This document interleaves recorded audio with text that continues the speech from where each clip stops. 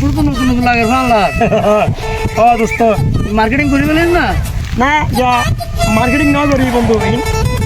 পরবাচ্চন দিয়ে দেই মার্কেটিং তোর বাতি দিয়ে না লুঙ্গি দিয়ে মোটামুটি বলসরও আছে চিন্তা করি তো করতে পিনি ভাই খালি গেলে কিন্তু লম্বা বেশি বলি আর